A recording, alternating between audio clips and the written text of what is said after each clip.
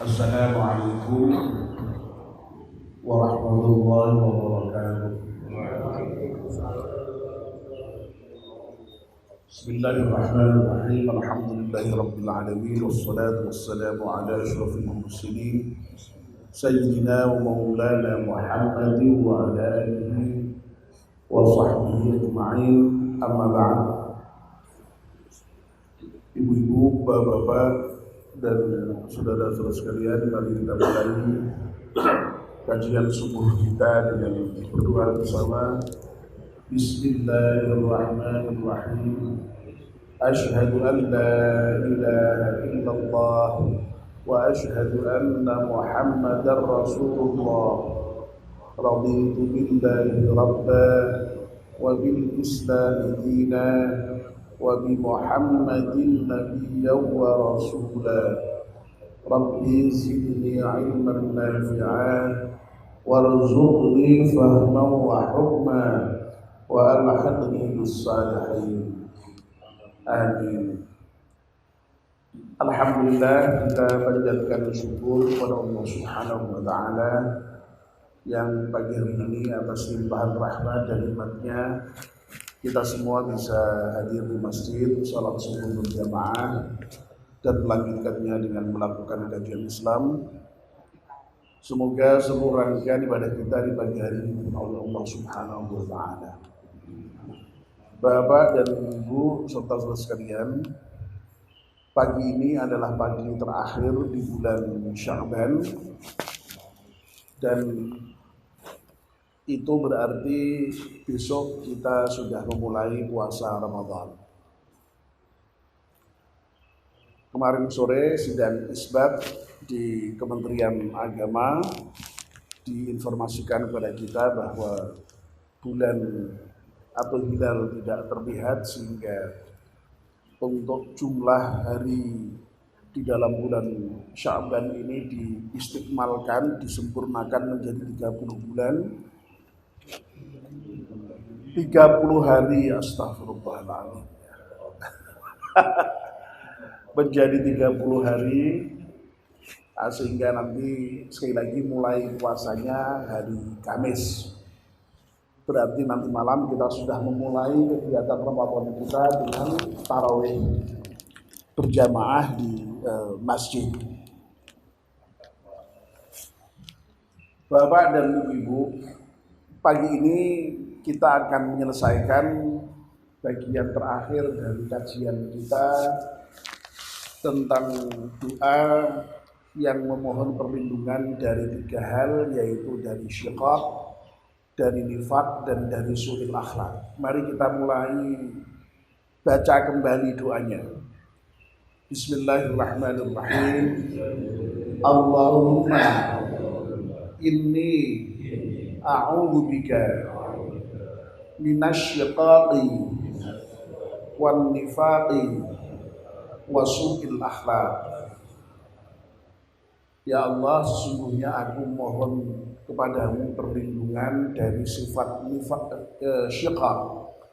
Syiqaq itu perpecahan, perceraian, persengketaan. Yang kedua, minan nifaq, dari sifat nifaq. Berbedanya antara apa yang keluar di mulut dan apa yang ada di hati, sifat kepura-puraan. Dan yang ketiga, wasu'il akhlak, aku juga berlindung dari akhlak yang buruk. Bagian pertama dan kedua sudah kita bicarakan, dan bagian kedua itu masih ada tambahan sedikit nanti, lalu kemudian kita selesaikan bagian yang ketiga meskipun waktunya hanya pendek, supaya kita tidak punya hutang terkait dengan doa ini, supaya sudah selesai sebelum Ramadan. Baik, kemarin yang terakhir kita sudah berbicara mengenai ciri-ciri orang yang munafik. Jadi sifat nifaq itu sifatnya orang munafik. Nifaq itu sifatnya, munafik orangnya. Cirinya banyak sebenarnya, tidak hanya dalam hadis dan Al-Quran juga banyak, tapi memang sengaja kita sampaikan 3 ciri utama saja yang disebut oleh Nabi, yaitu apabila berkata berdusta, apabila berjanji mengingkari, dan yang terakhir apabila diberi amanah, dipercaya, khianat. Bapak dan Ibu, sebagaimana kita diajarkan oleh Islam untuk benar apabila berkata, diajarkan juga menepati apabila berjanji. Kita juga diajarkan oleh Islam itu agar supaya kalau diberi amanah itu ya bisa dipercaya. Amanah itu memang kepercayaan. Jadi kepercayaan itu bentuknya bisa banyak. Kalau kita sering menerjemahkan amanah itu titipan. Titipan itu kepercayaan juga. Kita diberi titipan oleh orang lain untuk melaksanakan sesuatu. Ya, seperti kita ini misalnya pengurus masjid, ya diberi amanah oleh para jamaah kita ini untuk mengurus masjid dengan sebaik-baiknya, mengelola masjid dengan sebaik-baiknya. Nah, kalau kita ini amanah, ya kita bersungguh-sungguh di dalam mengelola masjid kita ini dengan seluruh kemampuan yang ada pada kita ini. Amanah. Kita misalnya sering mungkin ya sekedar dititipi apalah oleh seseorang, itu ya amanah. Ya kita pegang amanah itu. Ya. Termasuk amanah itu ya anak itu ya amanah itu. Titipan dari Allah Subhanahu wa taala, kepercayaan dari Allah Subhanahu wa taala. Oleh karena itu ya harus dijaga, harus diperlakukan sesuai dengan kehendak yang menitipkan, yang memberikan amanah. Nah, seorang mukmin itu adalah orang yang betul-betul menjaga amanah dari Allah Subhanahu wa taala itu. Amanah dari orang lain itu dijaga betul.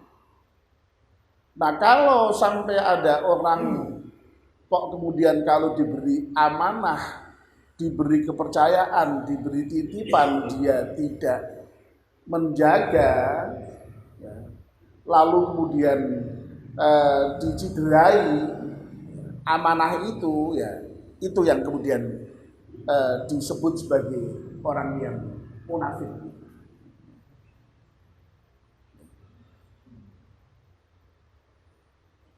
Tetapi memang untuk menjaga amanah ini tidak mudah memang ya. Seperti menjaga janji itu tidak mudah ya. Tapi ya sebagai seorang mukmin kita harus berusaha itu untuk bisa menjaga amanah itu dengan sebaik-baiknya. Menurut saya termasuk kalau kita menikah itu, seorang laki-laki itu mengambil perempuan itu ya dengan amanah Allah. Amanah dari orang tuanya untuk menjaga istri yang kita jadikan sebagai istri kita itu. Oleh karena itu tidak boleh itu kemudian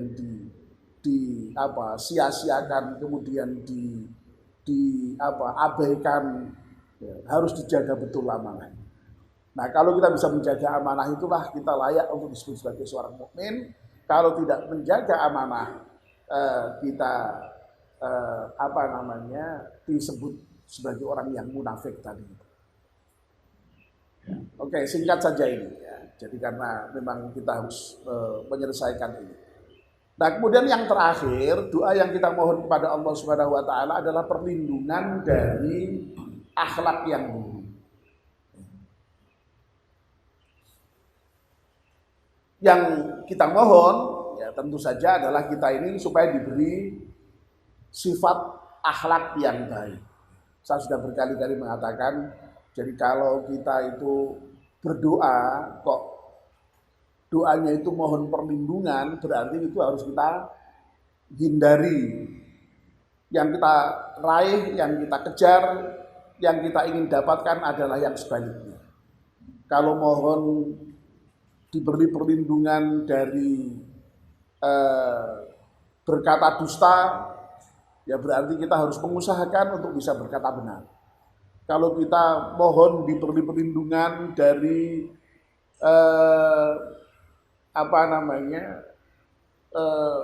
mengingkari janji, berarti kita berusaha untuk menepati janji. Kalau kita memohon perlindungan untuk tidak berkhianat, ya berarti kita mengejar untuk supaya bisa menjaga amanah. Nah, kalau yang kita mohonkan adalah terhindar dari su'ul akhlak, yang kita kejar adalah husnul khuluq, akhlak yang baik. Bapak Ibu yang saya hormati, kita semua tahu bahwa Nabi kita Muhammad SAW itu diutus ke dunia adalah dalam rangka untuk menyempurnakan budi pekerti yang mulia. Saya kira Bapak dan Ibu mungkin hafal itu dalilnya itu, ya, hadisnya itu. Innama bu'ithu liutammima makarimal akhlak. Sesungguhnya aku ini, kata Rasulullah, tidak ada lain diutus di muka bumi ini adalah untuk menyempurnakan akhlak yang mulia, akhlakul karimah. Ya, akhlakul karimah ini atau akhlak mulia ini lawannya adalah akhlak al-mahmudah. Al-mahmudah sama dengan al-karimah, ya. Al-mazmumah, ya. Jadi akhlak yang tercela lawannya. Nah, kalau dimudahkan ya husnul khuluq dan su'ul khuluq. Ya. Husnul akhlak dan su'ul akhlak. Akhlak yang baik lawannya adalah akhlak yang buruk. Nah, kita mohon kepada Allah Subhanahu wa taala dijaga dari akhlak yang tidak baik.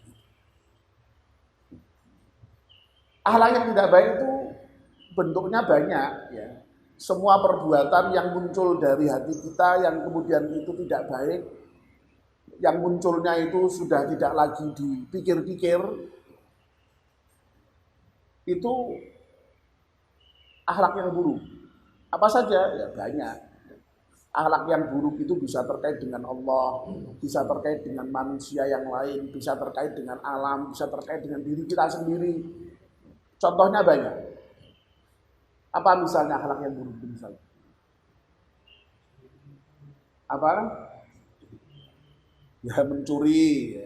Ya, mencuri terlebih pada perbuatan. Ya bisa, ya kamu bisa apa? Mencuri. Apalagi kikir, riya, sum'ah, ya termasuk tadi berkata bohong, mengingkari janji, suka memfitnah, itu semua adalah akhlak-akhlak yang buruk. Semua perbuatan yang buruk itu kita mohonkan perlindungan dari Allah Subhanahu wa taala, semoga kita terhindar darinya. Nah, yang kita usahakan, yang kita mohonkan kepada Allah Subhanahu wa taala adalah akhlak yang baik. Akhlak yang baik sebaliknya ya semua perbuatan yang baik-baik yang muncul dari hati kita yang sudah tanpa dipertimbangkan lagi. Jadi memang yang namanya akhlak itu tidak semata-mata perbuatan. Akhlak itu perbuatan yang sudah muncul begitu mudah, sedemikian rupa tanpa dipikir-pikir, itu akhlak. Jadi akhlak itu boleh dikatakan sudah menjadi seperti karakter begitu, seperti apa namanya ya, sifat begitu. Tidak semata-mata perbuatan. Orang yang memberi itu belum tentu dermawan. Itu maksudnya. Jadi kalau orang bisa dikatakan sebagai dermawan itu ketika orang itu memberi itu sudah sedemikian rupa mudah, dan ketika memberi itu sudah tidak lagi modelnya itu lalu dipikir-pikir sampai ngumpet, itu enggak. Memberi sudah memberi. Dan itu sudah menjadi kebiasaannya sehingga kemudian lalu dengan mudah dia memberi. Itu baru disebut sebagai akhlak pemberi, itu akhlak dermawan. Nah, kalau memberi tapi kok kemudian ya baru masih dipikir-pikir, ya apalagi kemudian pertimbangannya itu lalu riya, lalu itu belum bisa disebut sebagai berakhlak pemberi, berakhlak dermawan. Jadi akhlak itu sudah mendarah daging begitulah ya. Akhlak itu sudah sedemikian rupa menancap dalam hati itu sehingga sudah menjadi karakter, menjadi kebiasaan. Orang mungkin suatu ketika berbohong, tapi belum tentu dia itu sebagai pembohong. Ya, mungkin pembohong itu ya baru sekali, dua kali karena keadaan tertentu. Tapi kalau pembohong itu kan sifatnya sudah berbohong terus itu. Setiap kali berbohong. Makanya jangan sampai menjadi pembohong kita itu. Nah kalau suatu ketika berbohong masih wajar karena manusia. Ya. Kalau kita itu berbuat dosa mungkin wajar, tapi jangan sampai menjadi pendosa. Nah, bisa dipahami ya. Nah akhlak itu kan sudah seperti itu, yang sudah apa namanya ya, perbuatan yang sudah, saya menyebutnya itu tadi sudah mendarah daging sehingga kemudian mudah sekali muncul dari seseorang. Ya. Nah kalau akhlak itu kemudian perbuatan yang muncul itu kok perbuatan yang baik disebut dengan akhlak yang baik. Kalau yang muncul itu perbuatan yang buruk yang disebut dengan akhlak yang buruk. Nah kita memohon kepada Allah Subhanahu Wa Taala dihindarkan dari semua akhlak yang buruk ini dan mudah-mudahan kita ini oleh Allah dihiasi dengan akhlak yang baik. Dan Nabi kita Muhammad SAW pernah menyatakan bahwa sebaik-baik manusia adalah orang yang paling baik akhlaknya. Jadi yang terbaik di antara kita yang terbaik akhlaknya itu, yang paling takwa dalam bahasa yang lain. Dan tentu saja orang yang terbaik itu adalah Nabi kita Muhammad SAW karena beliau adalah manusia yang oleh Allah sendiri diberi gelaran dengan wa innaka la'ala khuluqin azim, dan sungguh di dalam diri Rasulullah SAW itu terdapat akhlak yang mulia, akhlak yang agung, ya, akhlak yang indah. Nah mudah-mudahan kita ya mengikutilah Rasulullah SAW ini, mudah-mudahan kita berhiaskan akhlak yang baik, dihindarkan dari akhlak yang tidak baik. Amin ya rabbal alamin. Selanjutnya kita mohon kepada Allah Subhanahu Wa Taala semoga kita diberi sehat walafiat, diberi umur panjang, diberi hidayah, diberi maunah, pertolongan, sehingga kita nanti bisa melaksanakan ibadah di bulan Ramadan besok ini dengan sebaik-baiknya, dengan sesempurna-sempurnanya, sehingga nanti kita bisa keluar dari Ramadan ini dengan keadaan bersih tanpa dosa. Mudah-mudahan kita menjadi orang yang bertakwa. Amin ya rabbal alamin. Ala hadiniyah al-Fatihah. A'udzubillahi minasyaitonir rajim. Bismillahirrahmanirrahim. Alhamdulillahirabbil alamin. Arrahmanir rahim. Maliki yaumiddin. Iyyaka na'budu wa iyyaka nasta'in. Ihdinas siratal mustaqim. Siratal ladzina an'amta 'alaihim ghairil maghdubi 'alaihim waladdallin. Mari kita akhiri pengajian kita dengan berdoa bersama-sama. Bismillahirrahmanirrahim. Wal 'ashri innal insana lafi khusrin illal ladzina amanu wa 'amilus shalihati wa tawassaw bil haqqi wa tawassaw bis sabr. Subhanakallahumma wa bihamdika asyhadu an la ilaha illa anta astaghfiruka wa atubu ilaik. Wassalamu alaikum warahmatullahi wabarakatuh.